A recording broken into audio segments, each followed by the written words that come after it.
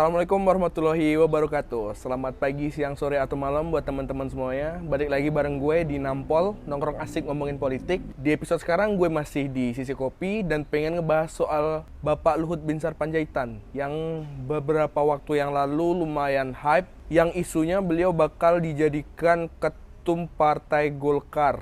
Waduh, gimana nih? Banyak banget jabatan beliau ini kan. Oke, di episode sekarang gue masih pengen ngobrol sama senior gue, sama Bang Tommy, seorang analis politik dan juga seorang penulis buku alias narasumber tetapnya Ngopi Toat Channel. Oke, gue udah terhubung sama Bang Tommy via phone call. Halo Bang Tommy. Halo No, Assalamualaikum warahmatullahi wabarakatuh. Waalaikumsalam warahmatullahi wabarakatuh. Bang Tom. Yes, gimana? Ada isu baru lagi ya? Tahu aja Bang Tom. Ini Bang Tom. Ya. Bapak Luhut nambah jabatan lagi kayaknya Bang. Gimana menurut Abang? Yang mana nih, yang ketua umum partai ya? Iya, isu kemarin yang lagi hype tuh, lagi baru-baru ini hype. Ya, jadi gini No, biasanya kalau ada pertukaran atau upaya-upaya atau isu-isu pertukaran atau pergantian ketua umum partai di Indonesia ini, itu mayoritas orang publik atau pengamat biasanya melihat itu ada aspek campur tangan istana, kan begitu yang sering kita dengar.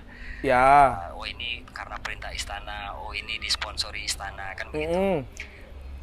Tetapi pada pembahasan kita kali ini saya minta izin melihatnya itu dari sudut pandang yang berbeda gitu ya, bahwa apa yang terjadi pada perpolitikan kita saat ini, apa yang terjadi pada partai-partai politik kita di Indonesia saat ini, sebenarnya itu adalah ekses dari sistem perpolitikan dan pendidikan politik yang diberikan oleh parpol itu sendiri gitu.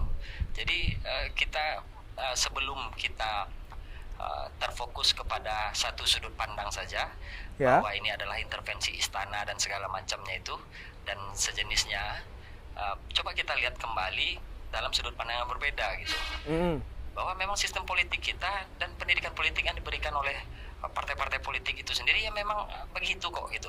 Dan jadi ketika hasilnya seperti ini sekarang, ya nggak perlu komplain-komplain amat gitu kalau menurut saya No ya gitu No. Jadi kalau kita mau kalau kita mau cari betul, sekarang saya mau tanya Rino deh. Rino sebagai mahasiswa ilmu politik dari salah satu universitas terkemuka di Indonesia nih. Saya tanya No, kader partai politik mana yang masih mengedepankan kaderisasi tulen ya, kaderisasi murni dalam pembinaan partai politiknya? Coba. Iya. Ya mungkin kalau kaderisasi partai, kalau di top man Rino sebagai anak ilmu politik, otomatis PKS Bang. Tapi kalau yang ketumnya bisa out of nowhere tiba-tiba berubah, bukan dari trah ini, bukan dari golongan ini, ya Golkar jawabannya. Nah itu dia. Jadi kalau kita lihat beberapa kejadian terakhir misalnya, misalnya yang terakhir lah, yang paling terakhir Pak Sandiaga. Ya, sebelumnya lama di Gerindra. Ya, betul. 14 Juni menjadi kader P3.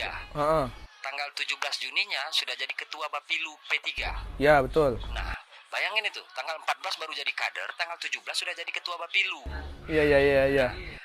Kalau kita mau tarik lebih ke ujung lagi misalnya, Pak AHY 2016 pensiun dini dari dinas militer.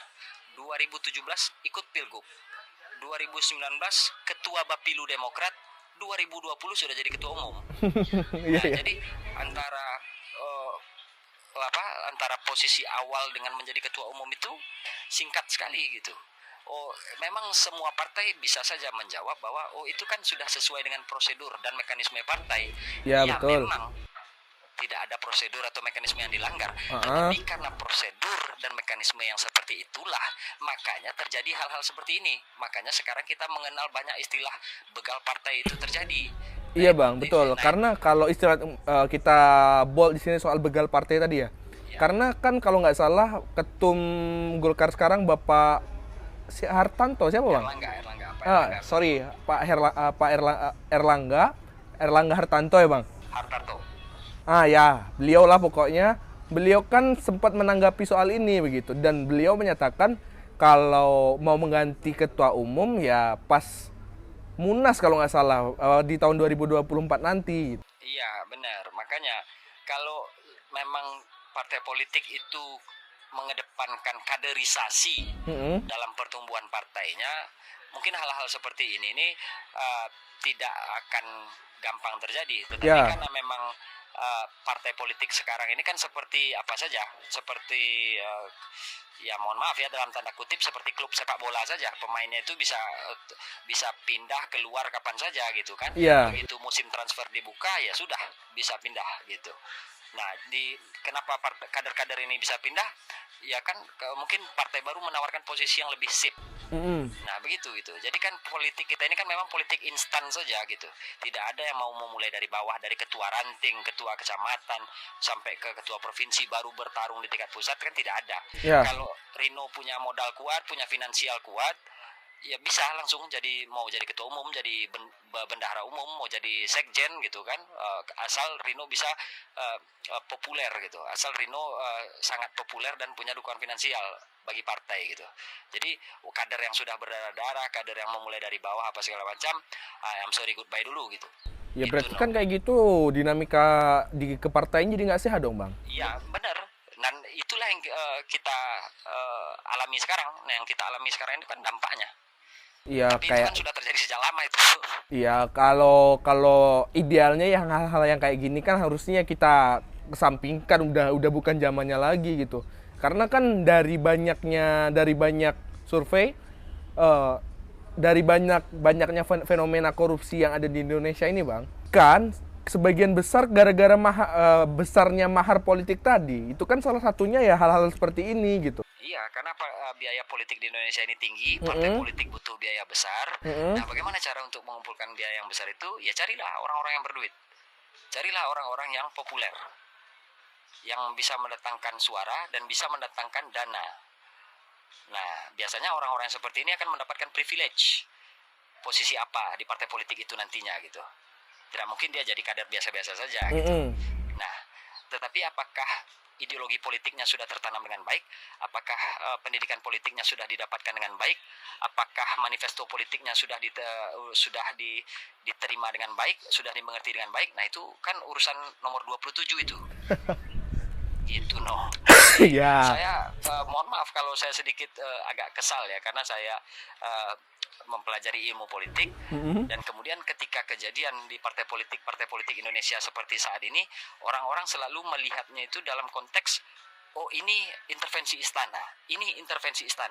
Jangan kalau saya berharap ya jangan dari sudut pandang itu saja dilihat, jangan dari satu sudut pandang saja gitu, tapi lihat juga dari aspek pendidikan politik kita dan lihat juga dari aspek apakah partai politik itu sudah memberikan pendidikan politik yang baik.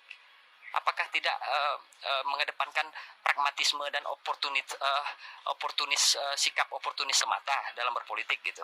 Sehingga ketika kejadian seperti ini ya semua pihak sebaiknya ya berkaca dirilah gitu. Jangan sedikit istana. Apakah ada unsur istana di situ? Bisa jadi saja ada. Ya karena itu nggak bisa kita mungkiri ya bang. Iya, tetapi jangan itu kemudian itu terus yang digoreng-goreng karena itu tidak memberikan perbaikan kalau menurut saya gitu. Justru malah destruktif juga hal-hal yang kayak gini bang. Iya, jadi perbaikannya tidak dapat, tetapi perpecahannya semakin dekat kan. Ya, aduh, jangan sampai lah ada tragedi-tragedi yang kita nggak inginkan lagi di kancah perpolitikan Indonesia kan. Ya sekarang harus kita amini juga kalau ya kondisinya sekarang kayak gini, tidak seideal mungkin, kondisi ideal tuh belum bisa kita capai, tapi kok setidaknya ya jangan mundur, jangan ada kemunduran gitu loh. Sepakat. Nah bang, sedikit lagi sih, abang punya contoh atau referensi nggak sih negara lain yang pendidikan politiknya lumayan oke gitu? Ada cuma gini,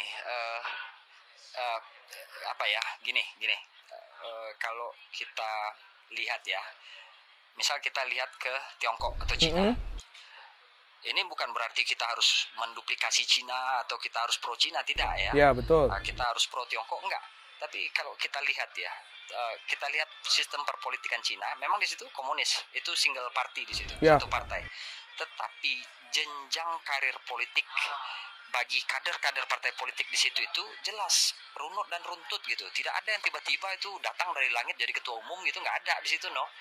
Mulai dari bawah, apakah kalau di kita mungkin mulai dari kelurahan, naik ke kecamatan, naik ke kota, kabupaten, gitu, berjenjang sampai akhirnya ke tingkat nasional. Nah, hasilnya apa?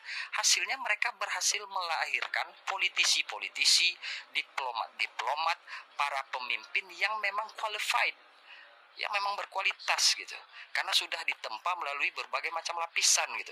Nggak ada pemimpin-pemimpin di situ yang tiba-tiba turun dari dari kayangan sana terus tiba-tiba jadi sekjen partai gitu, nggak ada gitu. Wah, ya betul, sepakat sih kalau itu, Bang. Kan kalau kita mengambil hal yang positif kan boleh-boleh saja. Nah, sebaiknya Indonesia juga memperlakukan hal yang seperti itu gitu. Jangan mau instan melulu gitu. Jadi partai politik di Indonesia ini aneh-aneh. Maunya ketika pengen bertumbuh maunya instan. Ketika dibegal ribut. Nah, kan begitu gitu. Itu mungkin ya sedikit itulah referensi. Mungkin walaupun kita melihatnya ke Tiongkok, sekali lagi saya tegaskan, kita bukannya harus pro atau kontra Tiongkok, tetapi kalau memang ada hal-hal yang baik yang bisa diambil dari situ, kenapa tidak? Ya betul, sepakat. Kalau itu mutlak. Ya. Kalau ada yang baik kita ambil, yang jelek ya kita buang lah. Ya, itulah lebih kurang. Oke. Ya mudah-mudahan mungkin ke depan ya sama-sama kita berharap bahwa perpolitikan Indonesia, pendidikan politik di Indonesia dan partai politik di Indonesia semakin baik ke depan. Amin. Gitu, Oke, Bang Tom. Kalau kita nyontek Bang Toat nih, Bang Tom, closing statement dari Bang Tommy gimana? Iya, fenomena begal partai politik ini kalau kita mengistilahkannya seperti itu, Ya. kan ini sudah menjadi fenomena baru ya. Dan kalau bisa para ahli politik, para analis politik yang lebih expert berkumpullah, kemudian coba lihat betul itu gitu. Masalahnya itu apakah hanya sekedar karena adanya intervensi istana atau tidak, atau memang pendidikan politik kita itu tidak bertambah maju dari hari ke hari, malah jalan di tempat atau bahkan mungkin mundur, sehingga fenomena begal partai seperti ini sudah menjadi sudah menjadi hal yang biasa kita dengar akhir-akhir ini gitu. Dan bagi partai politik yang dijalankan kewajibannya itu untuk memberikan pendidikan politik kepada masyarakat, Ya. kepada kader-kader. Jangan selalu maunya instan, rekrut artis, rekrut miliuner untuk jadi kader gitu, kemudian ditempatkan sebagai bendung, ditempatkan sebagai pengurus DPP, tetapi agenda pendidikan politiknya nggak jalan. Ya. Nah, kalau itu kan ya gimana, kan sayang sekali gitu. Sementara perpolitikan Indonesia ini kan tidak untuk 5 tahun atau 10 tahun Ya ke depan. betul lah.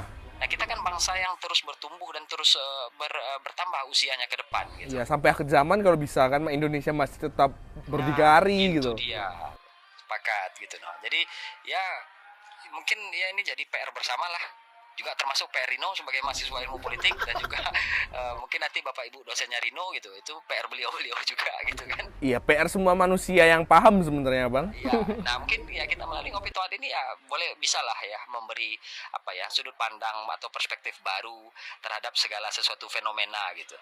Ya selama Ngopi Toat eksis dalam memberikan pemahaman atau perspektif baru terhadap sebuah fenomena politik, ya mungkin kita bisa ikut memberikan sumbangsih lah walaupun sedikit dalam pendidikan politik Indonesia. Itu Oke, siap Bang Tom. Makasih banyak Bang Tom. Oke, sama-sama. Oke, thank you informasinya, edukasinya juga. Ditunggu nongkrong barengnya. Belum kejadian dari episode kemarin lagi. Oke, mudah-mudahan dalam waktu dekat bisa. Oke. Makasih, Thank you Bang. Assalamualaikum. Waalaikumsalam warahmatullahi wabarakatuh. Oke, di episode sekarang kayaknya gue cukupin sampai di situ. Silakan teman-teman untuk komen di bawah atau nambahkan informasi atau data atau berdiskusi di bawah juga boleh. Gue pamit. Peace out.